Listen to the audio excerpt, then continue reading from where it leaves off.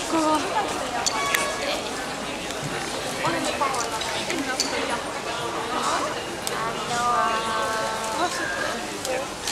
Tehdään se. Okei, jätän tuohon.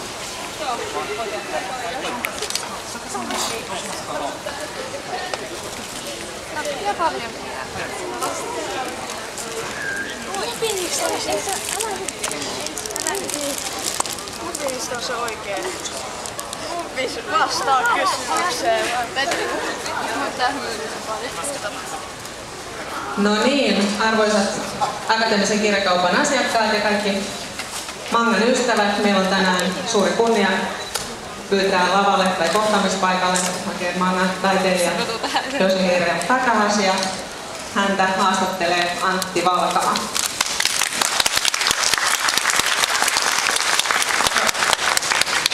Haastattelukonseptit vielä otetaan esille.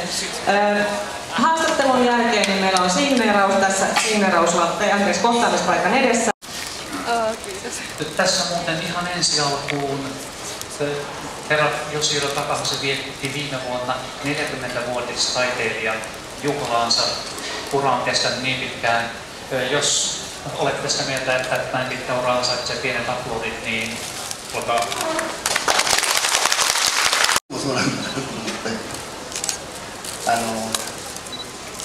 なんか他の部と違って人を押しのけてくるようなところがなくてとても気に入りました。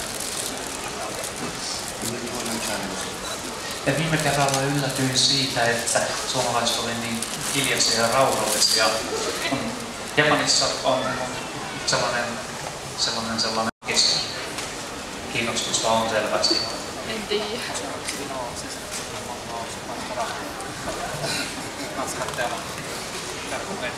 Eli otetaan harkintaan. Sitten Suomessa julkaistaan paraikaa Weed-sarjakuvaa, jossa päähenkilö on hopealuolen poika Weed. Miten kuvaisitte tätä sarjaa lyhyesti omasta näkökulmastanne, mitä se teille merkitsee?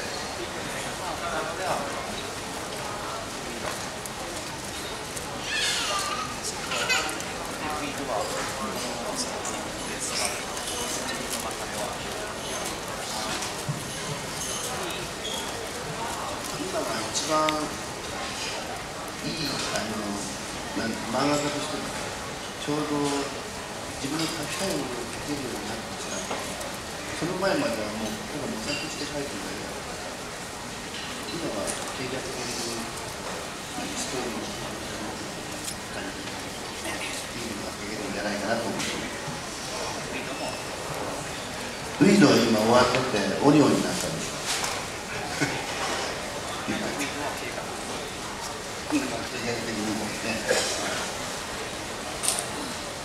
Eli Weed on jo sellainen sarja, että minulla oli tarpeeksi kokemusta, eli pystyin.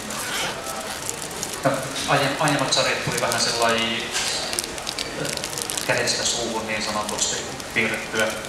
Eli ilman hirveän pitkä tähtäimen suunnitelmia, mutta Weedissä oli sen verran kokemusta, että pystyy suunnittelemaan pidemmälle ja piirtämään koko lailla sellaista sarjakuvaa, pitkällä tähtäimellä sellaista sarjakuvaa kuin halusin.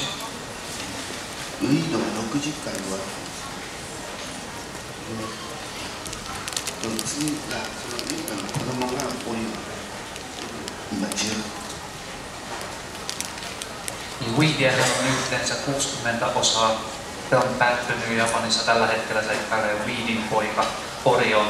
Sitä on 18 pokkaria tällä hetkellä. Teillä on vielä paljon ostettavaa.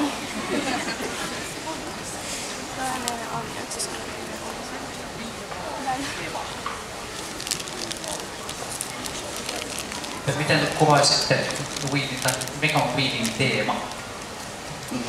そこら辺にいっぱい入ってる雑草と同じで、その精神を持ったっていう意味合いでつけました。その精神わかります。雑草、踏まれても踏まれても根が枯れることなく育つ意味。Tämä nimi Weedhän tulee rikkaruohoista ja päähenkilö on samanlainen kuin Rikka Ruohonen, eli vaikka kuinka paljon tallotaan, niin aina se sieltä nousee. そうですね、諦めないで育つという意味合いですかね。 Eli siis teemana on se, että ei pidä antaa periksi, vaan mennä eteenpäin. Sitten pakollinen kysymys. Onko teillä tällä hetkellä koiria? Minkälaisia, minkä verran? ラブラドール、よくモード系の見る黒い垂れたラブラドール、人みたいですね。 Musta Labradorin noutaja tällä hetkellä. Ainakaan. Tässä näkyy. これがリツっていうんです。僕がつけたんじゃないリツテイラー。 Nimi on Liz, niin kuin Elizabeth Taylor Liz. 僕の女の子。 Tyttö, siis luonnollisesti.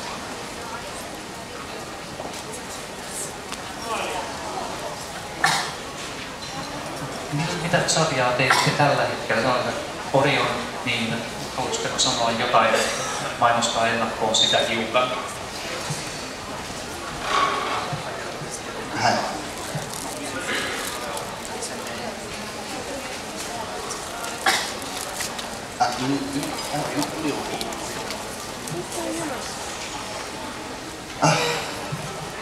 今度は一転してね、ちょっと乱暴な子なんです。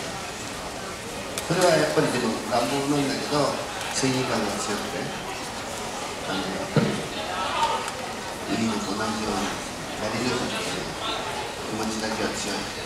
ちょっとウィードよりは乱暴です。リキに近いっていう。 Eli tässä uudessa Orion-sarjassa päähenkilö on ehkä hiukan lähempänä Rickiä kuin Weedia, on melko äkkipikainen raju luonteeltaan, mutta samanlainen sitkeä yrittäjä kuin Weed, eli menee sisulla läpi. オリオンは4匹、兄弟が4匹いて、この男の子が3人、女の子だから今度は兄弟が協力して戦うという話ですね。 Orionilla on pari veljeä ja sisku, joten tällä kertaa luvassa on koko perheen tai sisarusten yhteistyötä.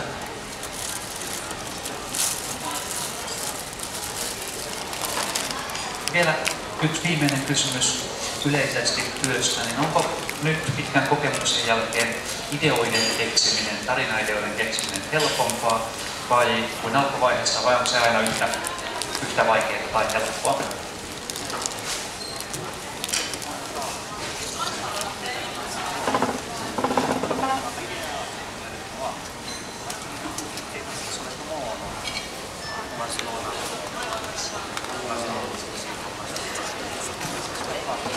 やっぱり絵よりはストーリーの方が難しいです。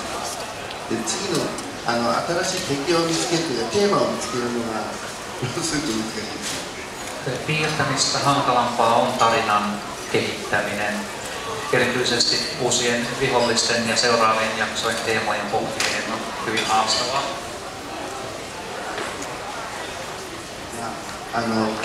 ストーリーも計画的にいけばいいんですけど、別の方向に走っていくこともあるんで、その辺の修正とかは昔よりはうまくなってどうなんでしょうね。 Yleensä tarinat menee suurin piirtein niin kuin on suunnitellut, mutta aina välillä käy niin, että lähteekin sellaiseen suuntaan, jota ei tullut alkuun ajatelleeksi. Nykyään tämä pieni improvisoiminen onnistuu hiukan helpommin kuin nuorempana toivottavasti aiemmin.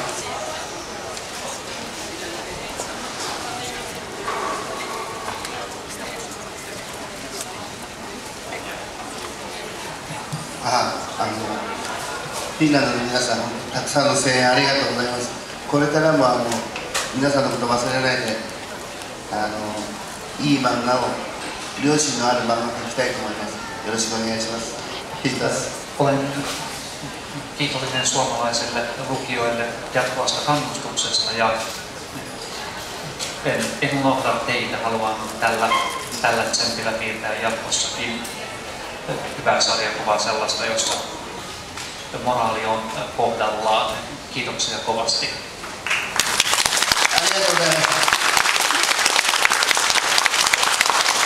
Kiitoksia herra takaisin. Kiitos Antti Valkama ja nyt meillä alkaa signeeraus sitten tässä kohtaamispaikan tiellä.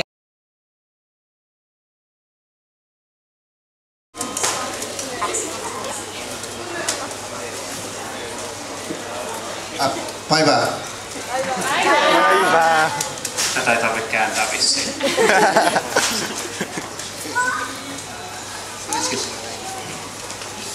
Olen ainoa suomenkielinen sana, mitä osaan tässä vaiheessa vielä.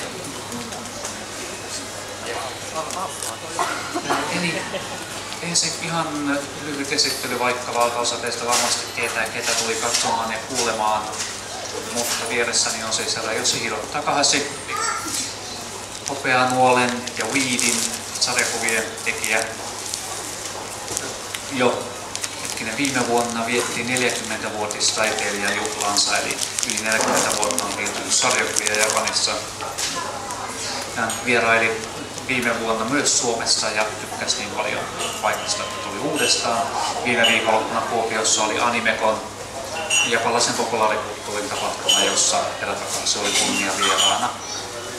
Tänään on lähtö Japaniin takaisin, mutta vielä sitä ennen yksi vierailu. Tässä vieressä oleva herra on Saka, joka on kustannustoimittaja, joka Weed-sarja, Weed ja sen, siis Weed.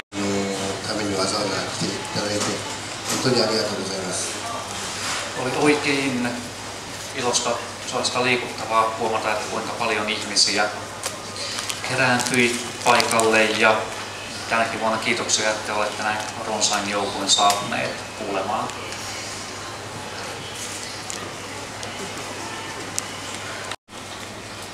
Fanitapaamisissa oli tosi hiukan hankalia tilanteita, kun kaikenlaisia sellaisia kysymyksiä, jotka itse olen jo unohtanut tarinan yksityiskohdat ja lukijat sitten muisti hyvin niitä.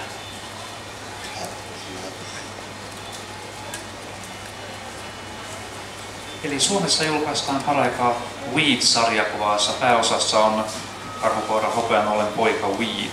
Miten kuvaisit tätä sarjaa omasta näkökulmastanne?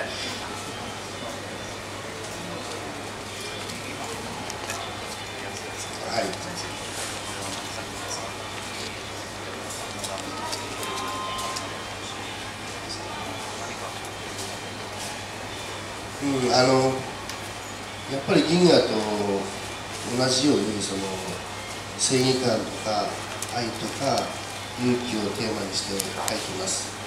多分僕の漫画ってほとんどそうなんですけど、それがフィンランドで受け入れられるっていうことは、まあ、日本で受け入れられたのと同じようにとてもいいことだと思っています。Olen tehnyt sitä aika lailla samoilla periaatteilla kuin Hopeanuoltakin, eli painottaen teemassa ja kun rohkeutta, ystävyyttä, tällaisia asioita. Olen erittäin iloinen, että se tällainen sisältö, tällaiset teemat uppoaa suomalaisiin. Pidän sitä hyvin hienona asiana.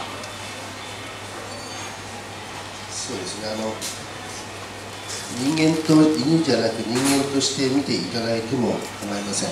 その方がかえって分かりやすいと思います。Henkilöt on kyllä koiria, mutta voitte myös yhtä hyvin lukea, katsoa niitä ihmisinä. Se saattaa olla hiukan ymmärrettävämpää sillä tavalla kumpikin käy. Nyt kun tuli puhetta koirista, niin monissa sarjoissanne ovat koirat pääosassa, eivätkä ihmiset. Mistä tämä johtuu?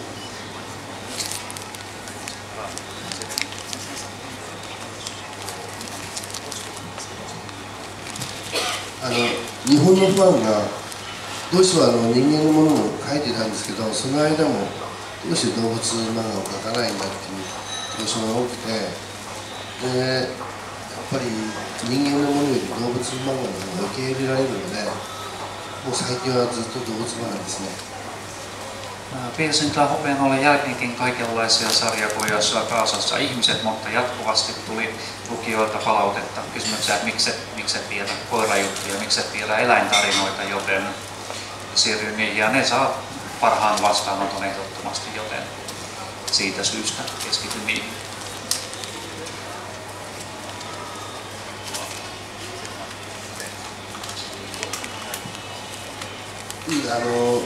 銀河が25年ぐらい前に終わってるんですけど、その頃の熱狂的な感じが人間のものを描いててもなかったんですよね。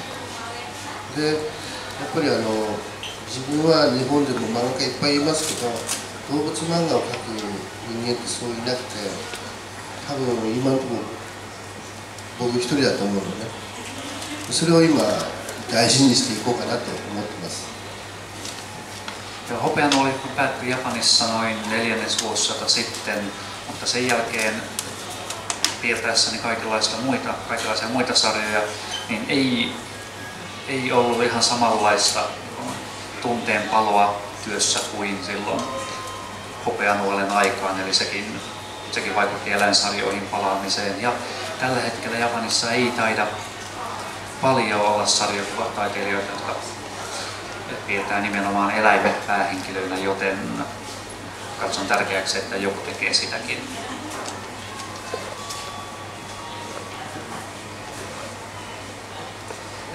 Mikä on Weedin teema?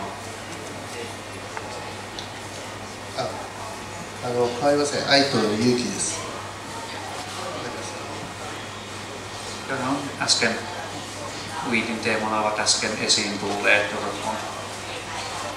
urheus, ystävyys, rakkaus. もちろんモラルも一番最初に言いますけど。Melko olennainen osa myös on moraali, oikean ja väärän ero.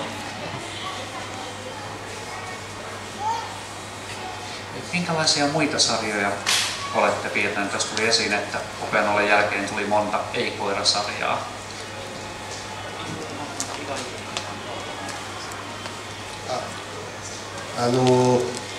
銀河をやる前はいろいろ野球漫画もありましたし、釣りの漫画もありました、サッカーの漫画もあって、とにかく冒険とかもう人間のものをだいぶ描きました。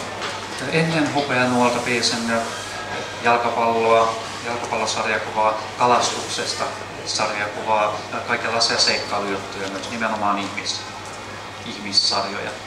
銀河ほど評判は良くなかったですね、だから。Mikään ei tosin menestynyt yhtä lailla kuin Hopeanuoli. これもやっぱりゴルフの漫画を描いたり、あと刑事物、刑事物って何だろう、刑事物、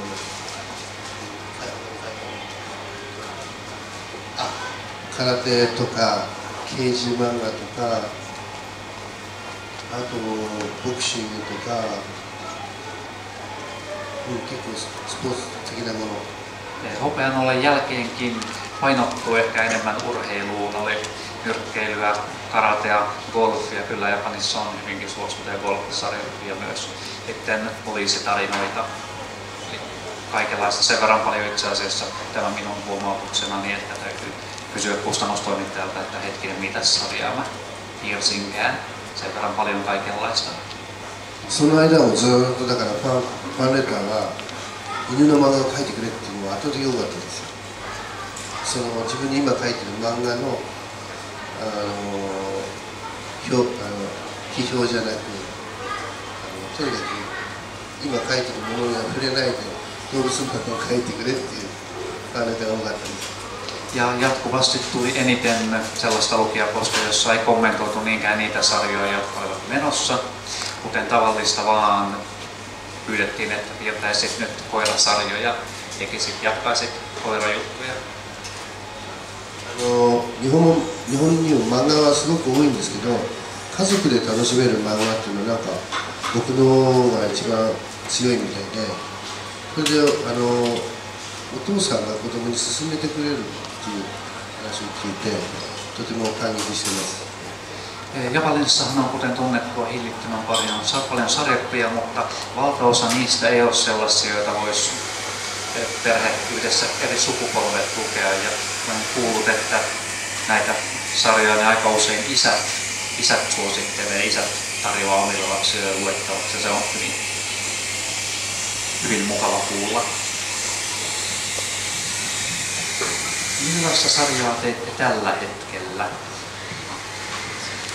今はウィードの続編になって今度はオリオンになったんですよね。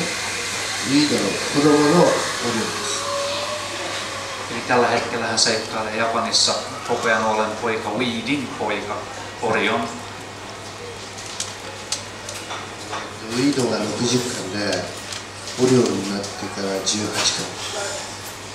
Eli Weedia on kaikkiaan 60 osaa, Suomessa ilmestyy osa 9 ja Orionia tällä hetkellä 18 osaa. 銀河から出版社が変わってこうやって続いていくっていうのは珍しいことです。 Ja yksi harvinainen ilmiö on sellainen, että hopeanuoli julkaistiin ensin toisella kustantajalla. Oikeutet on vieläkin eri kustantajalla ja sitten Weed jatkuu taas uuden kustantajan siipien suojassa, niin tällaista ei ihan joka päivä tapahdu. 日本と同じようにフィンランドにもこうやって受けたっていうことは僕もその道徳観を書いてて受け入れられたっていうことはすごく嬉しく思ってます。 Olen erittäin iloinen siitä, että Suomessa ja Weedin hopeanuolen suosio Suomessa viittaa siihen suuntaan, että samanlaisia hyveitä arvostetaan täälläkin. Se on minusta oikein hieno juttu.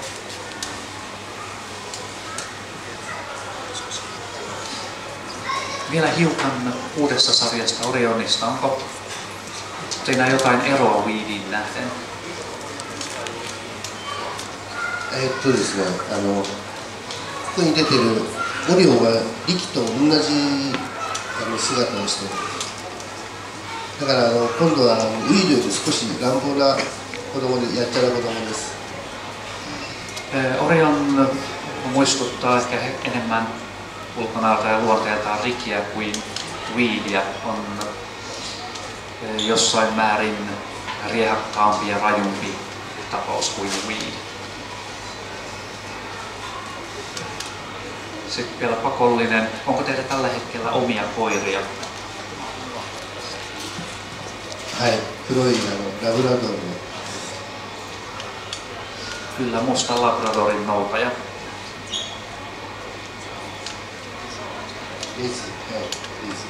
Liz nimeltään, nahras siis.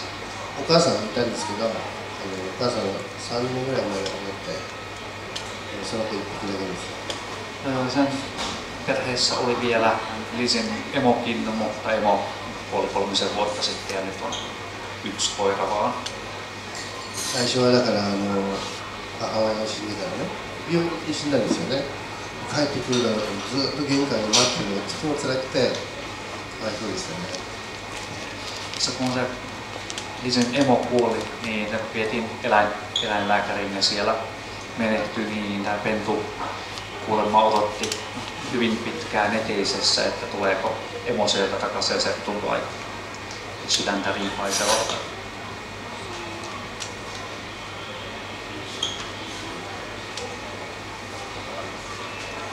秋田の雑誌を田舎に小さい時に見ましたね。それもやっぱり黒くて胸が白い胸だったんですけど、少し雑誌だから胸が少し垂れてて秋田犬っていうより本当にミックスですね。 Akita-koira on ollut kerran lapsuudessa tosin separotuinen, musta, vähän valkoista rinnuksissa ja oli muita kerrotuja mukana, joten ei ollut ihan tyypilliset Akitan piirteet, mutta sellainenkin on joskus ollut. でも20歳ぐらいになったらその犬は僕のことを忘れてて、田舎に帰った時にね、5年ぐらい経ったらもう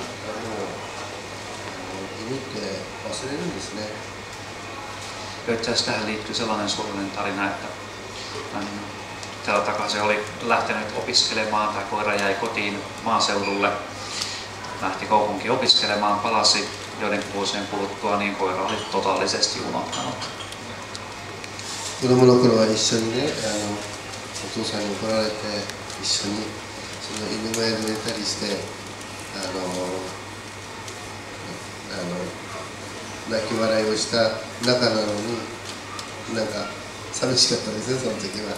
Lapsena riehuttiin yhdessä joskus, nukuttiin yhdessä koirankopissakin ja ilot ja surut jaettiin, niin tuntui sitten aika surulliselta huomata, että unohtanut se oli.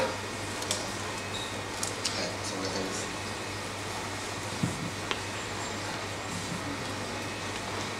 Okei, nyt alkaa olla suurin piirtein aika, joten siirrymme nimikirjoitusten jakoon. No varmaan systeemi on selvillä. Joten... Selvä. はい、ありがとうございました。はい、キートス。 Kiitos.